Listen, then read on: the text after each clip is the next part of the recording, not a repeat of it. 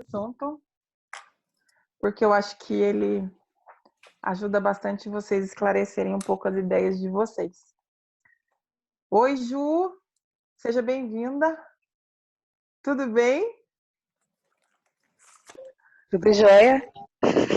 Nossa, Raquel, você tá com um fundo de praia aí que é sacanagem, viu? É só para tá vendo? ter uma inspiração. Gente, não deve, porque eu tô trancada, já tem 60 dias, isso não deve. Eu sei, não, mas é para você pensar os lugares que você vai visitar daqui a uns 20 anos. Ai, Tem que me bom, gente, inspirar.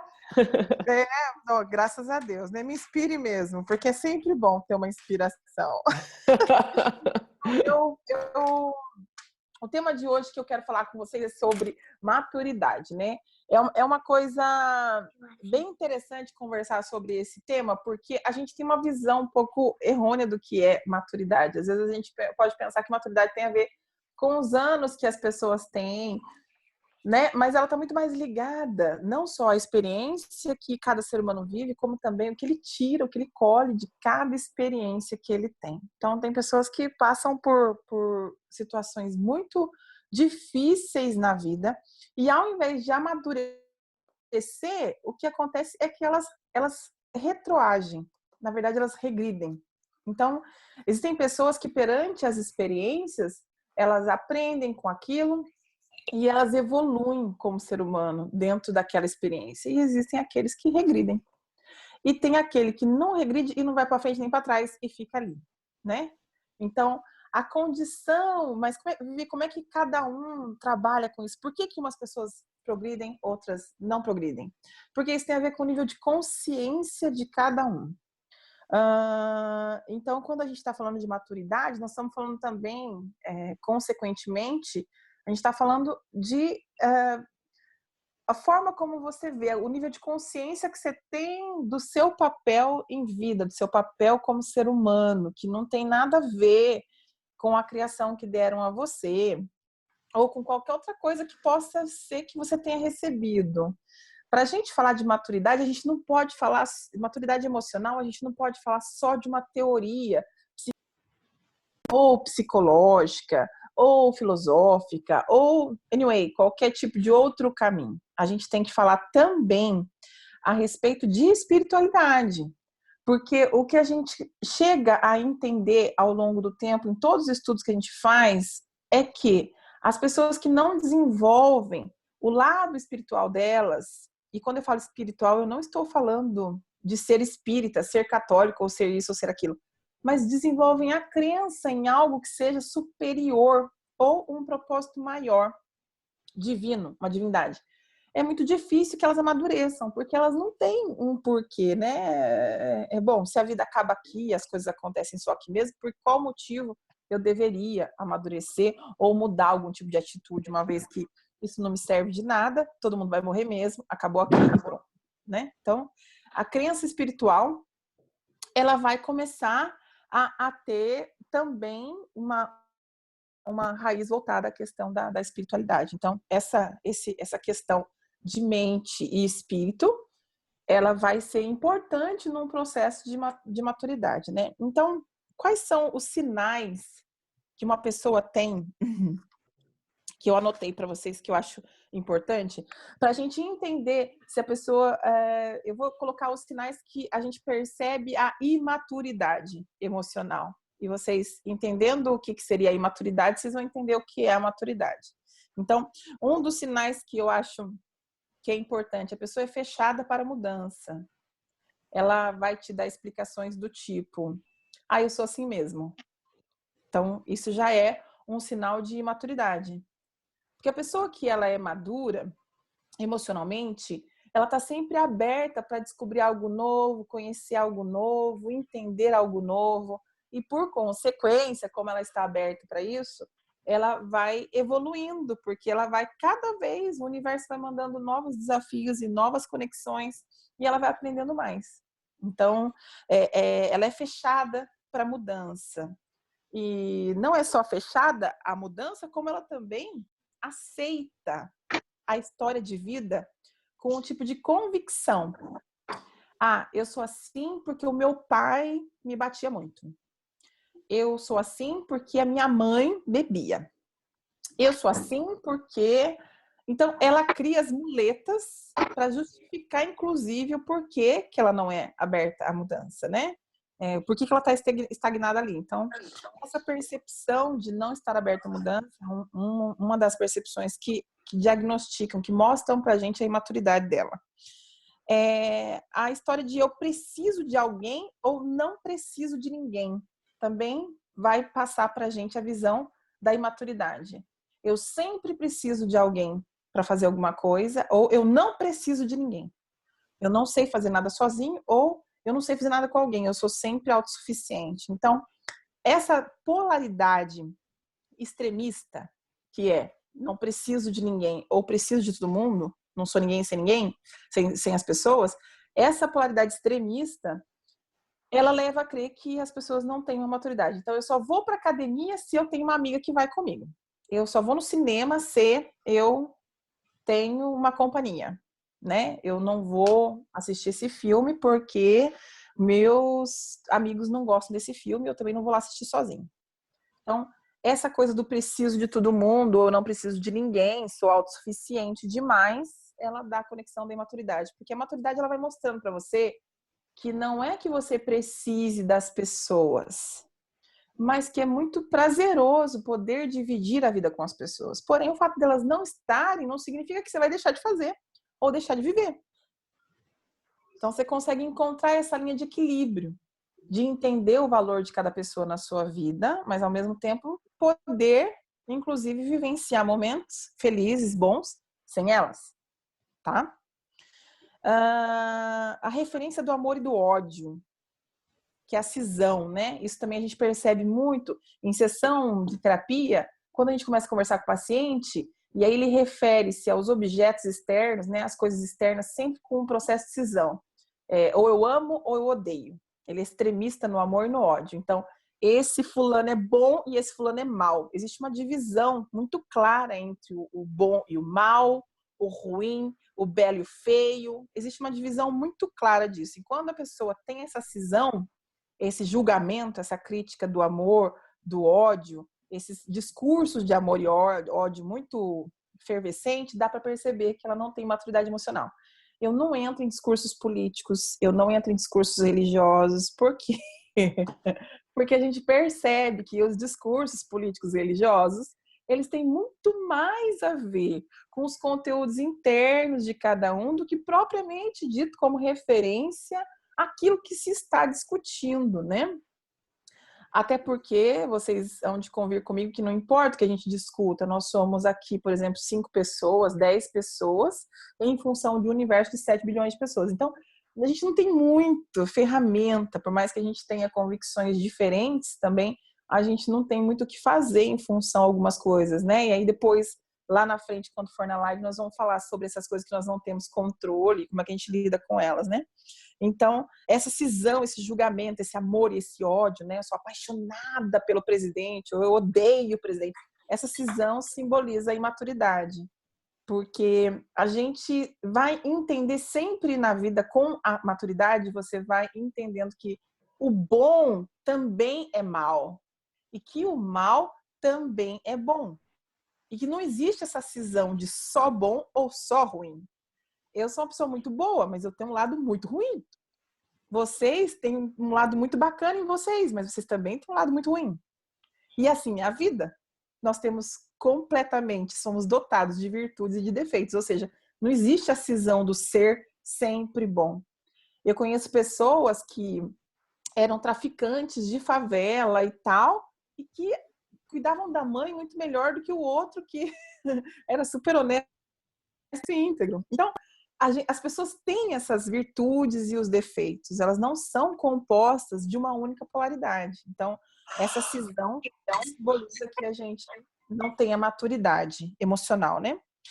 Teimosia ou indecisão. A pessoa que teima com uma coisa e ela é afinca daquilo, ela não desiste, persiste, é só aquilo, ela não aceita uma segunda, né, opinião a respeito, ela não repensa, ela não replaneja, ela vai em função daquilo sempre, como sendo aquilo o único objetivo. Ou a indecisão, de nunca tomar a decisão, tá sempre pautando a decisão em função de alguém, né? Deixando a decisão em função do outro. Mas eu nunca decido, né? Quem decide em casa é meu marido, né? Já que ele não quer, eu também não quero. Então, jogando sempre a responsabilidade da decisão na mão de outra pessoa. Esses dois casos também simbolizam imaturidade, porque seria o medo da responsabilidade ou o medo de fracassar se aquilo que eu cismei não der certo, né? Então a pessoa teima tanto para não dar o braço a torcer que de repente ela está errada naquilo que ela decidiu. Então, isso é imaturidade, é a inflexibilidade da decisão. Uma pessoa que tem maturidade, normalmente, ela consegue definir algo para ela e entender se, de repente, a decisão dela foi tomada de uma forma que não era coerente àquilo que ela queria, voltar atrás, reconhecer e mudar. E tá tudo bem. Não é um peso essa mudança, tá? E assumir responsabilidades, inclusive, pela decisão. Eu conheço, por exemplo, pacientes que não cortavam o próprio cabelo em função, não, eu vou cortar o cabelo sempre assim, porque se eu fizer qualquer corte diferente, pode ser que não fique bom, enfim. Porque tinha medo de assumir a responsabilidade sobre um corte de cabelo, sendo que o cabelo cresce. Então, isso acontece bastante. Então, isso é uma questão de maturidade também. Eu acho que o outro exemplo é você é do contra, né? Aquela pessoa que é o vilãozinho, que é o malzinho, que eu até gravei hoje um vídeo que eu publiquei para vocês. Eu peço até desculpa sobre os vídeos que eu publiquei para vocês, porque eu tive um problema com o celular e não estava conseguindo subir os vídeos para o YouTube. Então eu tive que gravar e regravar, e aí não deu certo, eu gravei de novo. Então eu subi alguns vídeos, a semana que vem eu termino, o resto não deu tempo de refazê-los. Essa que é a verdade, eu perdi os vídeos. Mas refiz e eu coloquei. E a tríade do ego que está falando lá, ela fala exatamente disso. O que é a tríade do ego? É a necessidade de ocupar um papel personagem, né? Ou eu sou o vilão, ou eu sou a vítima, ou eu sou o super-herói. Então, quando a gente ocupa um desses três papéis, a gente está dizendo que a pessoa não tem maturidade para assumir a verdadeira personalidade. E isso não é muito legal. Então, por exemplo, ou ele é vilão, né? Que é aquele cara que é do contra, que é malzinho, que joga fósforo na fogueira, que faz fofoca, que conta da vida de todo mundo para todo mundo, que cria polêmica, que faz o vucu-vucu, coisa louca lá, né?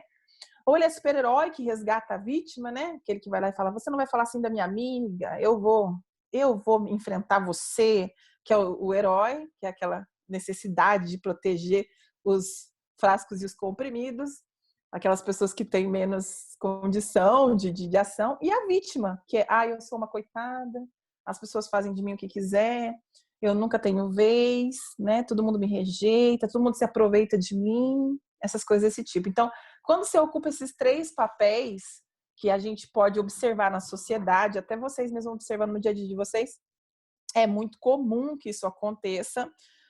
Como mecanismo de regressão também, acontece de ocupar um desses três papéis, de a gente acontecer, sei lá, eu numa discussão de marido e mulher, você fala assim, tá certo, eu tô sempre errada mesmo, eu não presto mesmo, né? Você tá sempre certo. Essa posição de vítima, de eu sou a coitada, não sou ninguém, isso é um papel de regressão e demonstra uma imaturidade, de não assumir aquilo como sendo uma situação. Então, ninguém é tão bom e ninguém é vítima, enfim. Eu até falo no vídeo da tríade, depois se vocês puderem assistir, que a pessoa que ocupa um espaço de um outro, né? Eu vou falar isso porque ele tem que aprender. Você está querendo evoluir o outro, você está querendo criar uma condição de evolução no outro que não está te pedindo isso, que não é da tua conta. Se você cuidar da sua evolução e der exemplo para as pessoas num processo evolutivo, você já está fazendo um excelente papel, né? Mais do que a palavra é a ação. Faz a ação e pronto, tá tudo certo. Então, isso é um dos sinais. A pessoa que comporta-se como ainda prestasse conta aos pais, né? Não vou fazer isso porque meu pai e minha mãe, sei lá o que eles pensariam de mim. Então, essa questão de reverenciar os pais e agir e tomar ações como o que meu pai e minha mãe pensariam de mim, demonstra que você não tem maturidade ainda emocional. E é até perigoso, né? Porque se eu tenho como referência só o pensamento do meu pai e da minha mãe, eu vivo num universo onde meu perfil, meu teatro de sombra, né? Quem assistiu lá o Mito da Caverna vai entender melhor. Aquele teatro de sombra lá é especificamente voltado ao que me deram, ao que me ensinaram. Eu não absorvi nada além daquilo. E, na verdade, você não é obrigado a seguir os padrões que te deram, né? Você é livre, você pode escolher, você pode evoluir, você pode se reformular, você pode criar uma nova forma de entender a vida e de agir. Então, essa coisa de comprometimento com os pais, no senso de, poxa, o que será que eles pensariam se eu fizer determinada coisa, né? A maturidade, ela é interessante assim, porque ela não sustenta visões a seu respeito. Eu acho que isso também é uma coisa muito legal de se falar. Você, às vezes, sustenta visões de coisas que disseram que você é. Eu tive muito problema com isso, porque eu era uma pessoa, eu digo era, porque realmente eu acho que, né, mudei bastante. Eu brinquei, encontrei Jesus, mas na verdade não foi bem Jesus que eu encontrei. Eu encontrei a filosofia, os ensinamentos, e aí eu acho que eu me dei a oportunidade de mudar. Mas quem me conhecia no passado sabia que eu era muito nervosa, assim, muito raivosa, muito a minha raiva, minha pulsão de morte era muito viva. Então eu era muito de xingar, de falar o que pensava, né? Eu sofria da sincericídia aguda, tudo eu tinha que ser sincera, tinha que falar, né? Como se eu realmente pudesse ser sincera e pudesse dizer às pessoas as verdades que elas mereciam ouvir, né? Eu acho que eu me comportava mais como vilão ali naquela trilha do ego, a que gostava de causar. E o que acontecia? Eu sofria de rejeição por conta de histórias de vida que eu vivi, e esse meu comportamento fazia com que as pessoas me rejeitassem ainda mais, obviamente. Quem que gosta de estar com alguém que fica causando? Ninguém gosta, né? E eu sustentei esse papel de ser uma pessoa muito brava, muito nervosa, sabe? Grosseira, estúpida para falar, sincera demais. Eu sustentei durante muitos anos.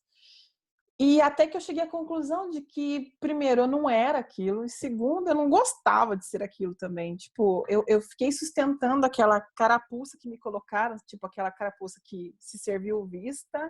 Eu fiquei sustentando essa carapuça. Ao final, quando eu cheguei à conclusão, eu pensei, mas peraí, será que eu sou isso mesmo? Será que eu realmente gosto disso? Será que eu me identifico com esse formato? Cara, eu quero ser zen, eu quero ter paz, eu quero viver com tranquilidade, não quero estar preocupado se o outro faz ou não faz. Se eu tiver que preocupar com isso, prefiro não me ater, não estou aqui para competir com ninguém, não estou aqui para ser melhor que ninguém. Eu estou aqui para olhar mais para dentro daquilo que eu preciso melhorar como ser humano mesmo. Então, aí naquele momento, eu percebi que eu sustentei visões sobre mim uma vida inteira, 30 e poucos anos da minha vida, que não era eu, que não tinha nada a ver com as características das quais eu realmente fazia apologia, né? Das quais eu realmente concordava. Então, antes de você ser alguém, você precisa se identificar com algo. Então, às vezes as pessoas falam assim: Vivi, mas eu não sou calma. Eu gostaria muito de ser calma, mas eu não sou. E eu digo, então começa a dizer que você é. Então, grava lá a sua oração dizendo que você é calma, que você é tranquila, que você resolve as coisas com serenidade, que isso virá de encontro a você. Então, antes de você se tornar algo, você precisa criar esse modelo que você quer seguir, né? Para você, dentro de você, qual é o ser humano perfeito? E quando eu falo de perfeição, gente, eu não estou falando de objetivar o inatingível. Estou falando aquilo que é atingível, aquilo que a gente pode realizar, aquilo que é passível de realização, né? E até depois na live nós vamos comentar a respeito disso, sobre o isolamento e as condições psíquicas do isolamento. E eu vou falar bastante sobre o estoicismo. O estoicismo é uma modalidade de filosofia que eu pratico já tem alguns anos, baseada em conceitos bem interessantes sobre a paz e a razão, né? Quando eu estudei a psicanálise, quando a gente começa a estudar a psicanálise, a gente começa a ver o universo do inconsciente, a gente fica encantada, porque a gente começa a desvendar as ideias malucas que estão por detrás da gente, que a gente não é capaz nem de admitir. Só que aí chega um momento que você vai se referenciando ao seu passado, enxergando tudo, por que você é assim, por que você é assado, porque a mãe, o pai, enfim, né? que essa é a segunda parte do nosso... Agora a gente já está no meio do curso, praticamente para frente. As próximas aulas que eu vou gravar vai falar do pai e da mãe, da questão do perdão e coisas desse tipo. E eu pensei muito antes de começar a gravar as aulas sobre isso, por quê? Porque a psicanálise, ela prega muito o pai e a mãe como vilões da nossa história, né? E quando eu falei para vocês que eu não ia citar só psicanálise no curso, que eu ia falar sobre um pouco de filosofia e um pouco de outras coisas também, é porque eu não consigo acreditar aos pais toda a culpa de tudo que a gente vive.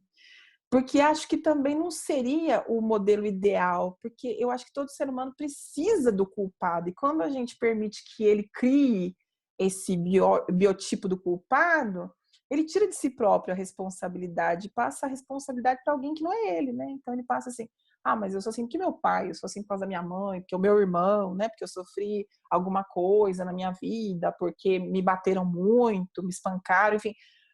A gente cria o externo como sendo referência de muleta, e a psicanálise faz muito isso. Então, eu digo a vocês de coração que vocês, quando busquem uma terapia, busquem um processo terapêutico, revisitem sim o passado, mas não se percam tanto naquilo, em elaborar o passado, porque elaborar o passado é importante. Revisitar o passado te dá um norte muito grande do que você é, de onde a proveniência, de onde você vem. Mas não se confunda com com o teatro das suas sombras, entendeu? Com aquele cenário que você tem. Porque a sua história de vida não é parâmetro de vida. E a gente precisa diferenciar o que é história de vida e o que é parâmetro de vida. Se você falar assim para mim, nenhum amigo presta, eu vou dizer para você, tá, nenhum amigo da face da terra presta, ou os amigos que passaram na tua vida não prestaram. E se não prestaram, será que eles não prestaram porque eles não prestaram? Porque você fantasiou que eles não prestaram?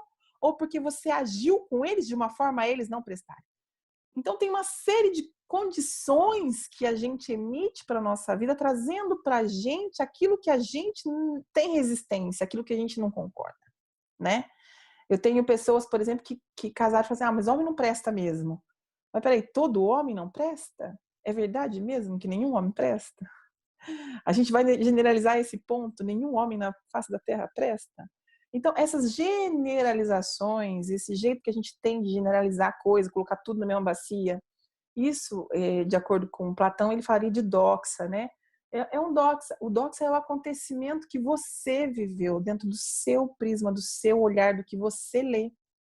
Mas não é a realidade absoluta, não é a verdade do mundo, né? Então, o fato de você ter vivenciado coisas não significa que o mundo é aquilo.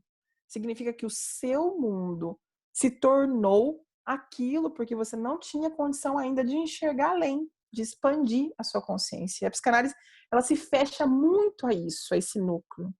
Eu sou psicanalista, eu amo a psicanálise, eu acho que a gente encontra respostas nela, encontra situações e coisas, mas não se atenham apenas à psicanálise. Porque a psicanálise, ela vai ensinar vocês a sentir. E isso é uma coisa muito bacana, porque a filosofia, normalmente, ela trabalha com o pensamento e não com o sentimento. São categorias diferentes. Mas o fato de ensinar você a sentir, a se dar o direito, por exemplo, de sentar e chorar, que é uma coisa que eu aprendi com a psicanálise, me dá o direito de ter um dia mal, de hoje não estar bem. E tá tudo bem. Eu não deixo de ser legal ou boa porque hoje eu não tô bem, né? Mas é óbvio que uma vez que eu entendo e tenho consciência de que eu não estou bem, eu crio uma relação com o mundo diferente. Nesse dia que eu não estou bem, eu não vou numa festa com um monte de gente, porque talvez eu não vá passar uma energia bacana. Eu crio escolhas referente ao meu estado, porque eu tenho consciência daquele estado. Então, a psicanálise, ela te ajuda a ter essa consciência. Mas, ao mesmo tempo, você não pode se demorar muito nesse segmento do inconsciente.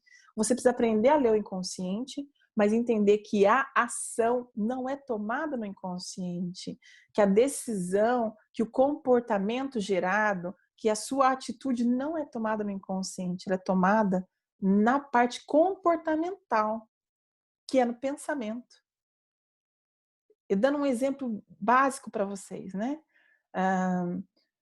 Pensem assim, que de repente eu liguei e vocês me mandaram uma mensagem e eu não respondi aquela mensagem. Daí, naquele momento que eu não respondi a mensagem, vocês podem pensar N coisas. Vocês podem pensar, a Viviane está ocupada, por isso ela não respondeu. Vocês podem pensar, a Viviane é uma mal educada, por isso ela não respondeu. Vocês podem pensar, a Viviane não está nem aí com ninguém. Ela faz mó tipo que está aí, mas ela quer que todo mundo se dane. Vocês podem pensar, ela não está falando comigo porque de repente eu não paguei a hora. Vocês entendem a quantidade de pensamentos que podem ser gerados em cima do fato de eu não responder a mensagem de vocês naquele momento? E pode ter acontecido, de repente, uma coisa que nem passa na cabeça de vocês. Meu celular se acidentou e eu tô sem telefone, não consigo responder.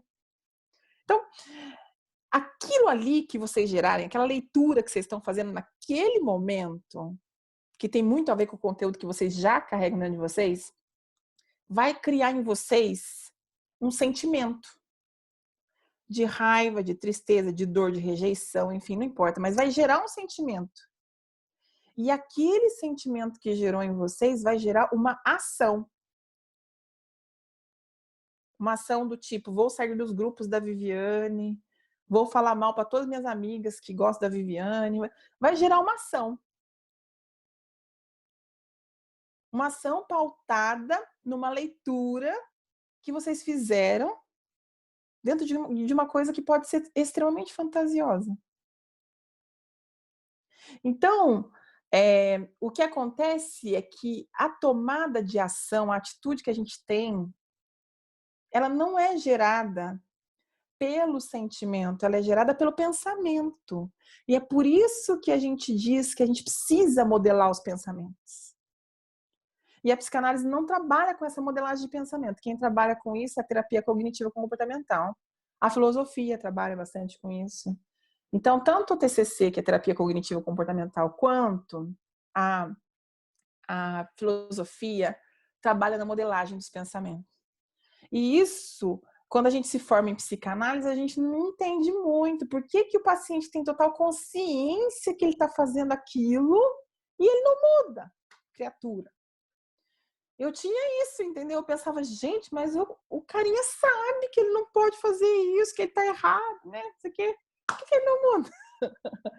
Ele já entende que o pai dele teve problema, que a mãe teve problema, que o tio, que a avó, enfim, né? Ele já entende tudo isso, ele já sabe, já é consciente o negócio. Como é que ele não muda?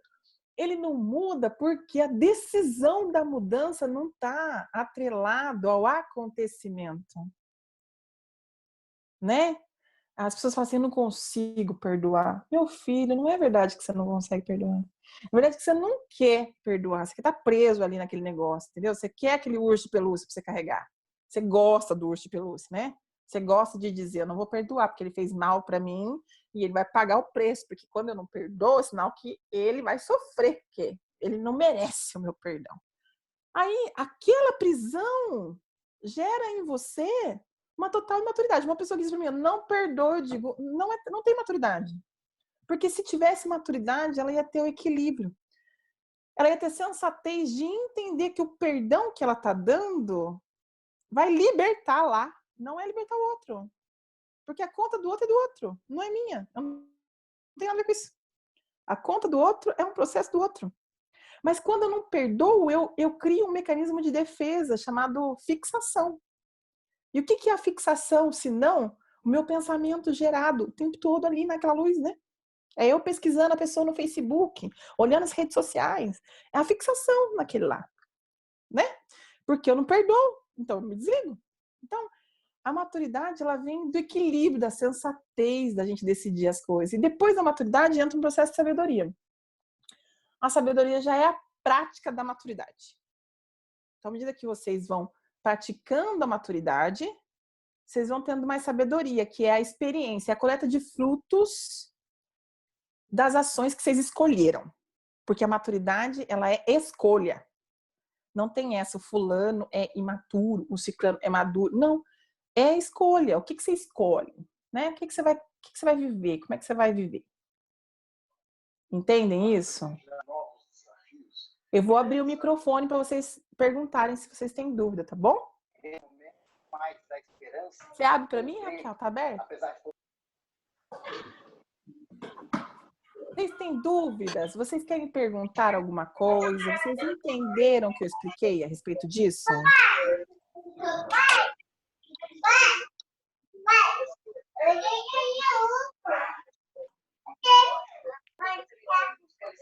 A criança conversando ali. Oi, Ju. Pode ser o meu. Oi, tudo bem? Tudo, Ju. Ô, Viviane, dá um jeito na Laís que fica o tempo inteiro trocando de foto aí, achando que é passarela. Eu tava pulsando no aplicativo. Eu dei autorização para ela, fui tirando. Falei, Laís, você tá fazendo de propósito? O que você quer fazer? Quer mostrar sua foto? Eu tô fuçando aqui. Isso aqui. Eu tava tentando pôr a foto no meu negócio. Diga, Cléo. Então, você falou que você reagia muito às coisas, assim, brigava por tudo. E quando é o contrário, quando a gente não consegue reagir? Então, Você fica também muito... é falta de maturidade. O desequilíbrio é a falta de maturidade. Pensa assim. Você fica muito submissa a tudo, assim, tanto de relacionamento, como de trabalho, como de colega, você não consegue argumentar. Se você for brigar, você de fora. vítima. É a posição de vítima. Entendeu? Aí você tem que recorrer e pensar assim. Na minha história de vida, eu fui sempre vítima? Como é que eu olho para a minha história? Se eu não sou eu mesma e eu olho para a minha história, eu fui sempre vítima?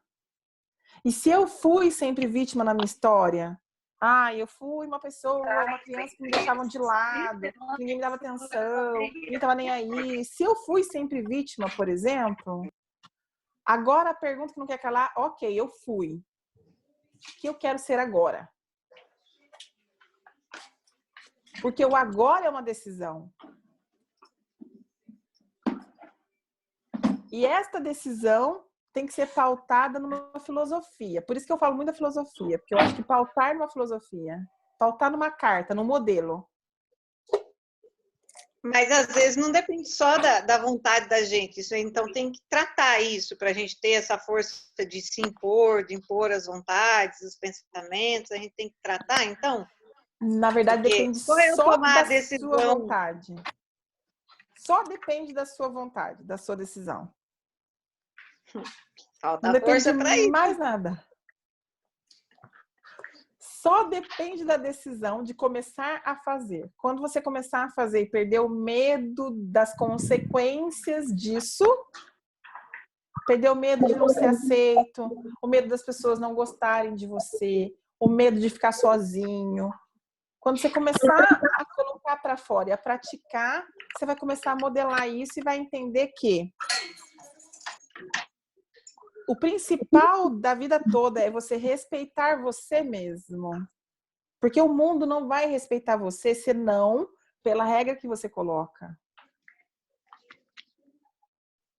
E quem coloca esse limite, essa regra, é você. O mundo não vai entender que regra é essa, senão pelo teu posicionamento. Entendi. E se você não mudar essa conduta, você vai atrair sempre para a sua vida pessoas que vão usufruir de uma forma negativa de você. Toda vítima precisa de um vilão. E aí o vilão aparece. Entendeu? São os papéis. Entendi. Vocês entenderam o que eu expliquei? Vocês têm dúvida? Não? Quando terminar aqui, eu vou entrar na live do Facebook e a gente vai falar sobre um assunto muito interessante lá, que é o estoicismo. Os estoicos, né, na filosofia. Os estoicos, eles têm um histórico de 300 anos antes de Cristo. E é um dos ramos da filosofia, porque a filosofia tem N linhas, né? N formas de pensar. Mas é um ramo que eu me adapto muito bem, que eu gosto muito e que eu escolhi como filosofia própria minha. Eu gosto dos estoicos. eu criei a minha cartilha de modificação. As pessoas perguntam, como é que você mudou? Como é que você mudou tanto? Como é que você conseguiu tanta mudança? Essa cartilha de valores que você tem que criar para você e a partir dali você ir em função daquilo, sempre. Entende? Então você tem que escolher uma linha da filosofia, uma religião, não importa o que você escolha.